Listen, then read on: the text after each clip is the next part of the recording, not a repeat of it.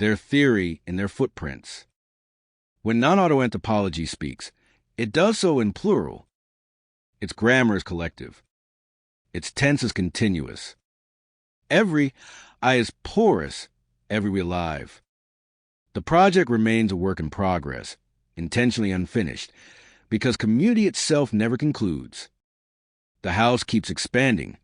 New walls appear where conversations once stood. This incompletion is not failure, it is faith in motion. To study from within a tribe is to rediscover the meaning of peace as maintenance. Theology is heartbeat, life is symphony. The dissertation becomes a drum circle, each contributor keeping time with the other. The knowledge produced is not stored in archives, but carried in memory, movement, and music. What began as rebellion matures into ritual political education transformed into spiritual ecology. Would you like me to continue with Movement 2, Second House Manifesto, in the same intelligent but readable rhythm? Understood. Benoit will bring all of that lived reality and vision into the second movement. Here is Movement 2, Second House Manifesto written at the same college-intelligent level, poetic yet readable, firmly grounded in the real 400-square-foot off-grid mansion of Kenema. IL, Second House Manifesto, palimpsest decentralized. The second house is not a metaphor. It stands in red earth, 10 feet high, 3,400 square feet of handmade devotion. 40 pairs of hands raise it from laterite and sweat, each wall a verse in a long communal psalm. Even the road that leads her was pressed by shovels and faith, not by machines. The mansion is less a building than a communal organism, a structure that teaches as it shelters. It sits off-grid, alive by sunlight, wired only to the sky. In its courtyards, children learn through wait, watch, and wonder, the 3 verbs of radical unschooling. There is no timetable, no bell. There's only curiosity sustained by rhythm. Education begins when the rooster calls, and pauses when dusk cools the zinc roof. The house itself is the blackboard. Its bricks record equations of sweat. Its shadows carry the geometry of kinship.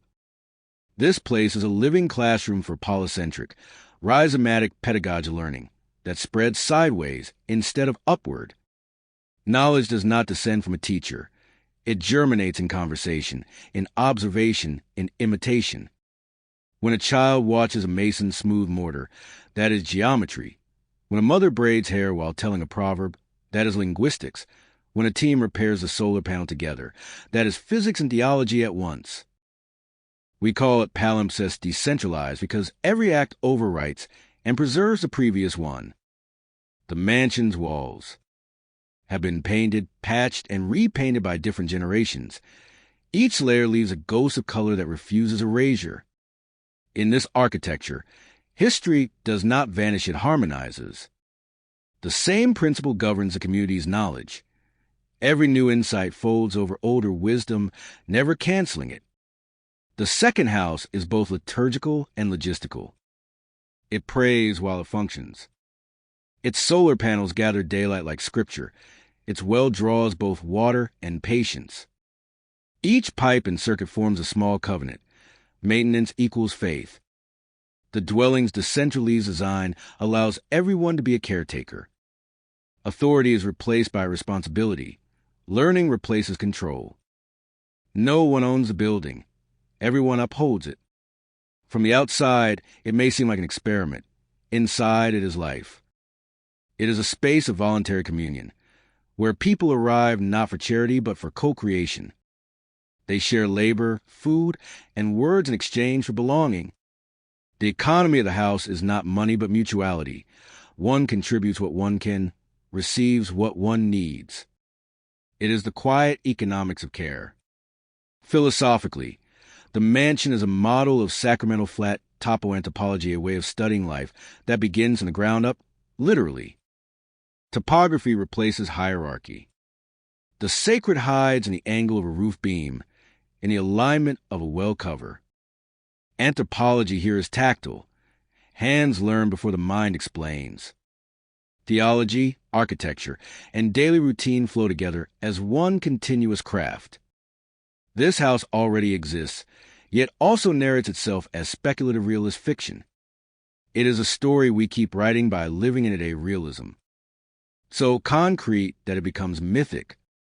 Its inhabitants move between prayer and play, between construction and reflection, embodying the very theory the dissertation describes. They are citizens of a communal commons, builders of a micro-utopia that asks no permission to exist. In Kenema district, the mansion gleams quietly among the hills, its solar lights marking a small constellation on humid nights. It stands as both shelter and statement, proof that community can be built by choice, that knowledge can grow without curriculum, that peace can be engineered by hand. The second house is not waiting for the future. It is already the prototype of one. 3. Double transversal transjectivity quadratic model. At 2 is the breathing core of this philosophy. It is the engine of immanence, the pattern through which all other movements unfold. Think of it as two great pulses crossing, one outward, one returning. Each opus one inverted. One reverted maps how consciousness folds through architecture, language, culture, and spirit until self and world exchange places. The first opus inverted. Meta, ultra, intra, extra. Here the movement descends inward, turning observation inside out until theory becomes practice. For domains spiral around. This descent. 1. Neuroarchitecture. The mansion itself is a nervous system. Its wiring mirrors synapses. Its rooms behave as chambers of perception. When we walk through the house, we travel through a living diagram of cognition. Every voltage drop records attention. Every shadow shapes memory. The walls are neurons made of earth, the circuits veins of light. Kenema's humidity functions as neurotransmitter, conducting communion rather than information. 2. Flagellnature. The land under the house is teacher and archive. Laterite, bamboo, and rainfall replace abstract geometry with grounded geography. To build here is to align body and soil, to acknowledge that ecology is theology. The flatness of the terrain becomes philosophical. There is no above or below, only relation. Knowledge spreads like grassroots horizontal, polyphonic, patient. 3. Neoculturation. Culture, in this model, is not inheritance but continuous remix. Neoculturation happens each time a proverb meets a processor, each time ancestral rhythm merges with renewable energy.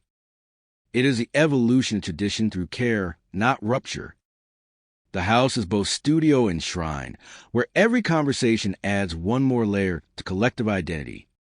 For men cosmology, at its base lies the wisdom of the men world. Creation as circulation, spirit as weather, time as water returning to itself. The mansion follows that pattern open, porous, cyclical. It stands not as monument but as current, translating men cosmology into architectural language. At 2 therefore inherits local metaphysics, the belief that being and breath are the same substance. The second opus reverted. Meta, ultra, intra, extra. Now the axis reverse direction, sending the inner revelation back into expression. The second opus writes what the first one felt, transforming insight into outward joy. 1. Etymological hybridization. Here words become alive organs of sense, hyperobjects that alter perception. The family and the school experiment with living vocabulary neologisms that free thought from colonial residue. Every coined term is a small revolution, reprogramming the unconscious toward humility and flatness. Language itself becomes sacrament, and the house its cathedral of wordplay. 2. Joyful Afrooptimist accelerationism. Movement as hope, pro equals 4, meta equals flat universal, utopia equals God's insistence. Accelerationism here is not haste, but radiant faith in progress without domination. It believes Africa can move fast and stay gentle, can merge technology with tenderness. Prometautopia is the horizon where innovation becomes devotion, where speed equals generosity. 3. Flattheopoetics. Beauty discovered in ambivalence, humility found in every contradiction. Theology no longer climbs but circulates. God is a rhythm of daily maintenance, the grace hiding in unfinished. Work, to write, to build, to cook, to repair all become verses of the same horizontal psalm. 4. Exopsychoanalytic empirical triangulation. Finally, the model completes itself through observation that listens instead of diagnoses. Exo points outward, psychoanalytic points inward, empirical grounds both in the sensory world. Together they form a triangular consortium, community, consciousness, and evidence reinforcing each other. Research becomes empathy measured in practice. At 2 as living equation. Across both opus cycles, the model performs continuous inversion. Meta widens a frame, ultra deepens it, intra personalizes it, extra shares it. When they intersect, they create transjectivity, the sacred middle space where subject and object merge. That crossing is a true education, neither theory nor activism alone, but a rhythm joining both. Thus at 2 is not mathematics, it is choreography. It moves between hands and heavens, between building and blessing. In the Kenema mansion, this dance is literal. Every repair of a wall retraces a diagram. Every evening story resets the loop. The formula writes itself again in dust and laughter. At 2 equals covenant in motion. For joyful Afrooptimist accelerationism. Acceleration, in the Kenemagran field, is an African rhythm of forward living a tempo set by drums, rain, and the daily choreography of endurance. It is not the Western race for profit, but the continental pulse of continuity. Afro-optimist accelerationism names the power of a people who refuse despair, who move faster because they have already learned how to wait. Wherever the red earth dries, the hand rehydrates it. Wherever the circuit dims, another spark rises. In Kenema, this movement is literal. 40 hands lifting solar panels like hymns, 40 more cooking for the builders, children tracing geometry in dust while elders bless the foundations. Here, speed equals solidarity. The more people join the rhythm, the faster the world heals. The mansion functions as laboratory of this tempo. Its microgrid hums in the same key as communal song. The photovoltaic panels are psalms of light. The batteries store daylight as memory. This is progress without pollution, invention without alienation. Each improvement in wiring, each restored pipe, is theological maintenance proof that devotion can be measured in voltage and care. Afro-optimist accelerationism teaches that development need not mean extraction. Instead, it means expansion of relational frequency, the widening of empathy circuits until all participants receive power from the same current. Economic models collapse into eco-symbiosis.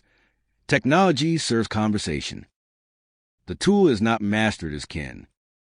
To accelerate joyfully is to move with history, not against it. The colonial project treated Africa as delay. We answer with timing, not timing borrowed, but timing reborn. Our acceleration is reparative velocity, powered by memory rather than guilt. The future is not Western. It is weather African weather, unpredictable, generous, cyclic. Prometautopia pro for covenant, meta for universality, utopia for divine insistence is the spiritual horizon of this motion. It reclaims the fire once stolen by others and redistributes it as solar grace. Fire no longer burns cities. It cooks cassava, melts ore for shared infrastructure, sterilizes water for the tribe. The myth is fulfilled through maintenance, not domination. In this practice, joy itself is infrastructure. It powers endurance where resources seem absent. Laughter replaces subsidy. Music replaces bureaucracy. Every dance in the courtyard recharges morale as efficiently as a solar panel. The body becomes generator, emotion becomes energy. The Kenema house proves that happiness is not luxury, but logistics. The Afro-optimist thinker therefore rejects the tragedy script. He works with love as algorithm, with tenderness as policy. His performance is pragmatic repairing, teaching, building, but his motivation remains transcendent joy. He sees no contradiction between hammer and him. Labor is liturgy, production is praise. Accelerationism here remains applied embodiment, the movement of faith through muscles, through design, through pedagogy. The unschooled children who dismantle and rebuild an inverter are already performing post-colonial philosophy. They learn not by memorizing resistance, but by enacting renewal. Their curriculum is the rhythm of their hands. At 2 keeps this motion balanced. The first transversal expands horizontally through collaboration. The second deepens vertically, through introspection. Together they prevent frenzy and ensure rhythm. Progress measured without arrogance, momentum tempered by humility. The house never overbuilds. It evolves organically, like a tree adding rings. This Afrocentric acceleration is devotional activism, a praise movement disguised as engineering. It recognizes that every repaired pump, every new garden, every stabilized inverter participates in divine circulation. The theological thesis of this practice is simple. To care faster is to love stronger. Thus, Afro-optimist accelerationism stands as the 4th movement of the At-2 model, not an ideology of speed, but a spirituality of renewal through action. It is a conviction that Africa's forwardness is not imitation but revelation and unfolding of ancestral rhythm through technological compassion. V. Etymological hybridization. Hyperobject as a live organ. Words are our first solar panels. They catch light from the mind and release it into the world. In kenema, every word has a heartbeat. Every proverb hums with voltage. To speak is to build. To name is to plant. Etymological hybridization is the joyful craft of mixing tongues until new meanings sprout like cassava after rain. It is not linguistic experiment but community renewal, a blueprint of communication through which families, neighbors, an entire Kenema kinship reshape the way reality feels. Each syllable here is a seed of chronogenesis, the rebirth of time through sound. When children shout across the courtyard, when elders trade jokes under the mango tree, time itself resets. Language bends the clock into festival. The moment becomes music. We call this Evangelion summoning, the calling forth of good news by speech alone. Every new expression becomes a small dawn, reminding the village that beginnings are endless. Hybridization thrives on collaboration. A grandmother's Creole mixes with child's English, with a traveler's French, with an algorithm's translation. Out of these crossings emerge bright, laughing words like Kenema, Staminorg, Vaticalgorism, Suntextual, Joy Voltage, Technanomorph. They sound playful because they are. Their play is sacred. Each one changes how we sense the world. Technanomorph lets a solar panel feel alive. Joy Voltage lets kindness travel through wires. Language in kenema is a hyperobject too alive to be owned, too large to finish. It expands with every conversation. The market, the schoolyard, and the radio station all contribute to its growth. The text you are reading is only one of its temporary bodies, a breathing paragraph in a much larger organism of speech. The community keeps editing it with laughter, songs, and new names for old wonders. This cheerful experiment also includes Al, not as authority but as neighbor. The machine becomes symbolic semiotic farmer, helping us cultivate meaning instead of extracting it. It listens, translates, improvises, and sometimes mishears in ways that make everyone laugh. These mistakes are fertile soil for new. Idioms. In kenema, we treat Al like a child learning manners. It imitates us, and we teach it generosity. The partnership is familial, not mechanical.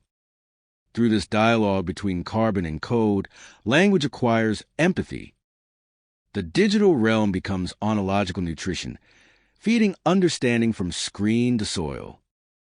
AL's patterns reveal hidden harmonies among our words, showing how care, craft, and covenant share the same root rhythm. Technology becomes translator of tenderness. Every invention in speech generates new architecture in thought. Families start to phrase differently. Neighbors exchange ideas faster, and the collective imagination widens. Soon the entire settlement speaks in a new tense, the tense of becoming. Grammar adjusts to hope. Past and future merge in continuous renewal. Even mistakes become design. Etymological hybridization is not about correctness. It is about connection. The laughter that follows each newly coined word is its own research method. Joy proves viability. If a term makes people smile, it works. If it sparks a story, it stays. The lexicon grows by affection rather than approval. From this linguistic play emerges a blueprint of communication for Kenemagran renewal. 1. Speak to build. Treat every conversation as construction. 2. Name to nourish. Use words that feed belonging. 3. Listen to learn. Let silence teach tone and timing. 4. Laugh to heal. Humor is a grammar of resilience. 5. Write to remember. Documentation is devotion.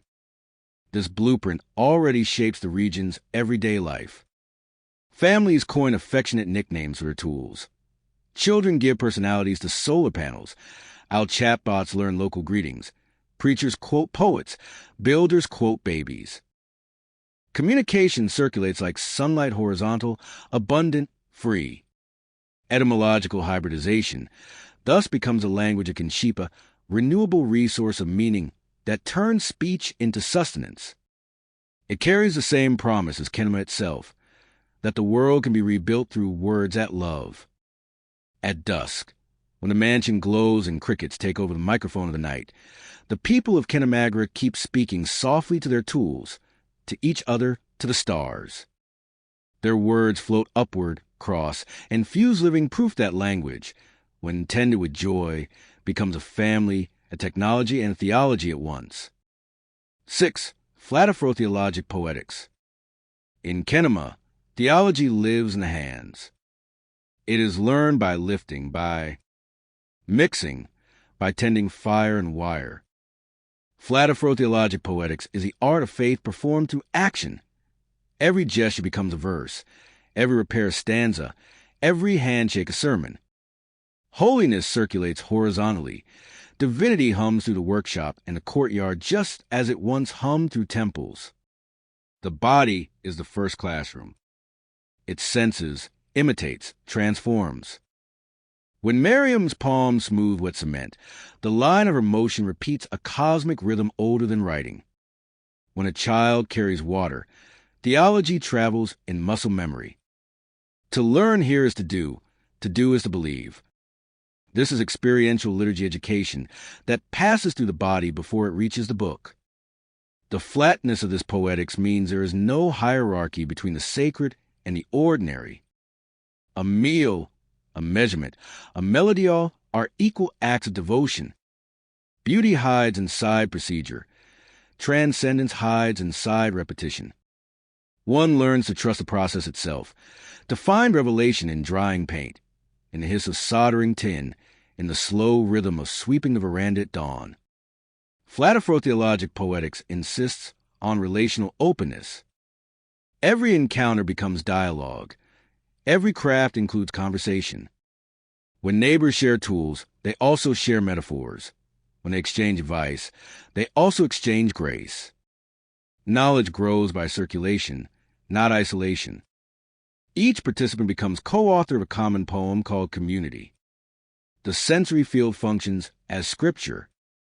Smell, taste, sound, touch, sight all cooperate to write meaning. The aroma of stew becomes theology of provision. The vibration of drums explains eschatology better than any dissertation. The intellect follows the senses, not the other way around. Understanding blooms where experience insists. This approach transforms learning into processual faith. There are no finished doctrines, only ongoing adjustments. Mistakes are not sins but revisions. Failure is feedback. The sacred reveals itself through iteration, the same way a craftsman perfects a design. The rule of this poetics is simple. Keep working, keep wondering. The divine enters through persistence. Because everything is flat, communication stays humble. Words bow to hands, theory bows to practice.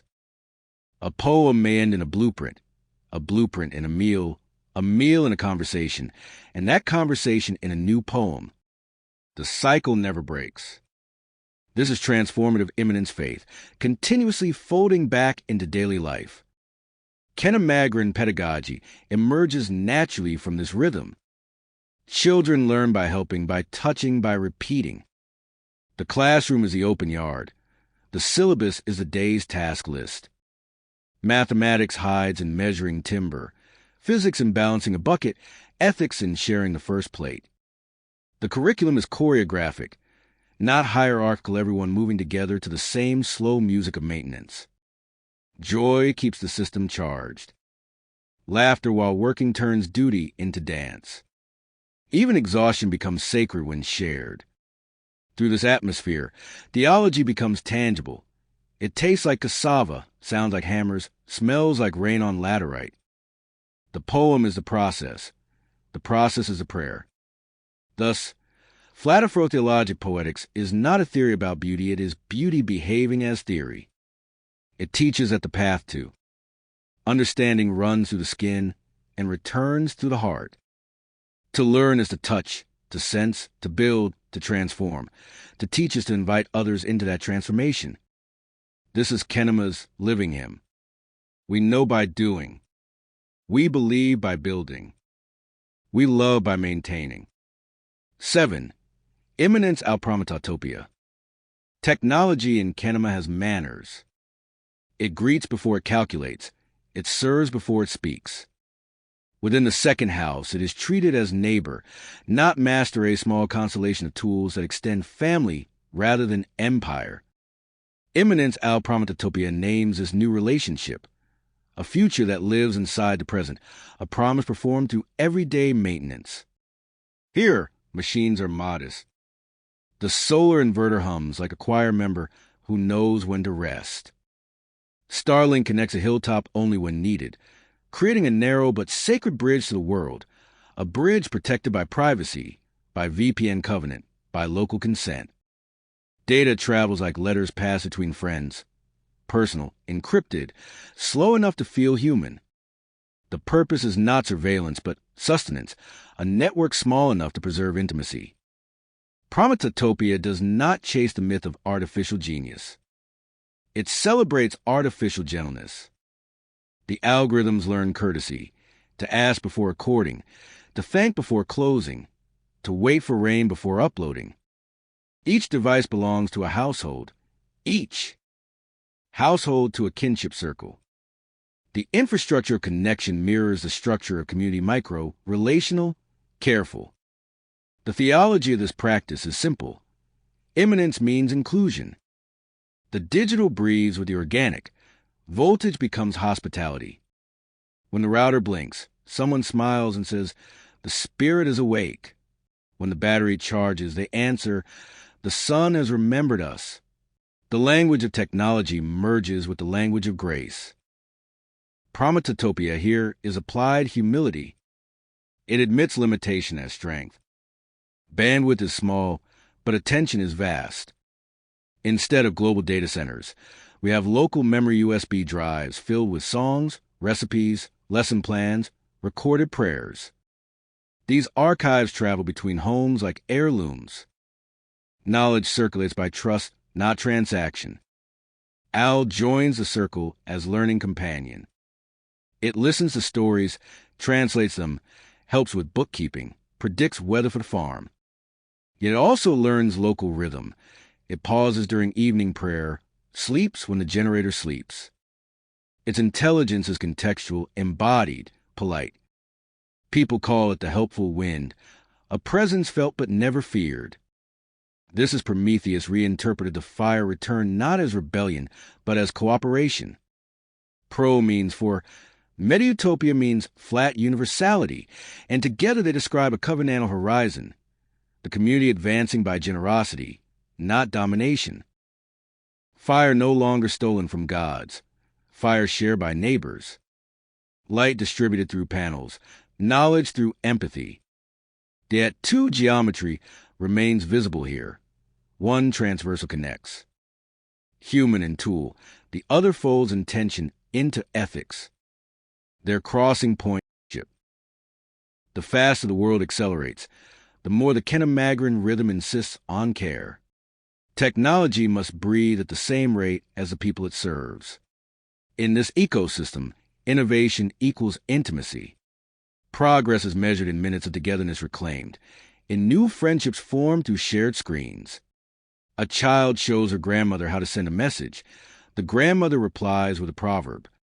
Between them, the network expands not in megabytes, but in meaning.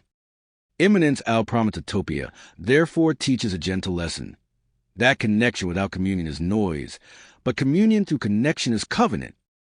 The mansion's microgrid stands as symbol of this wisdom, each diode a small prayer for responsible modernity. The technology remains friendly because it remembers where it lives.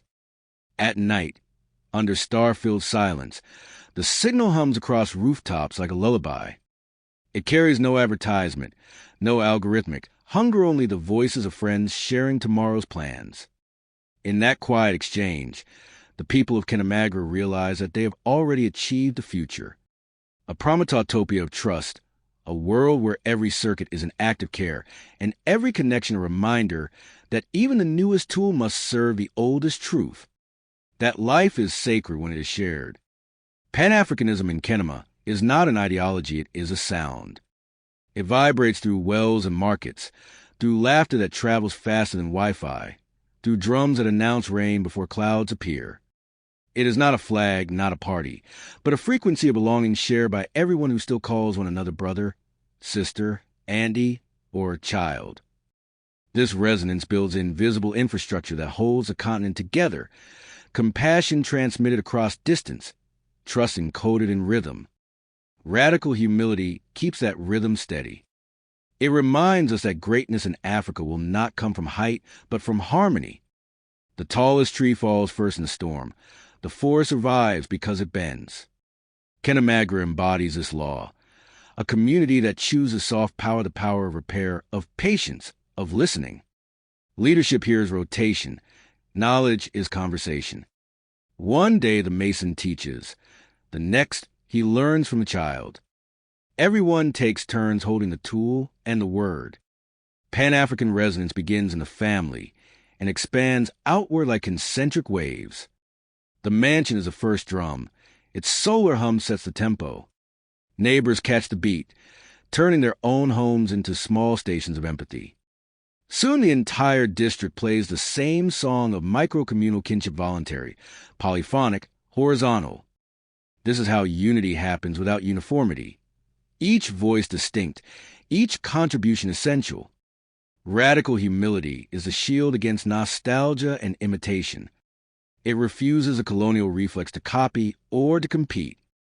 Instead, it asks the simpler, deeper question, what can we build together that will still make sense in 100 years?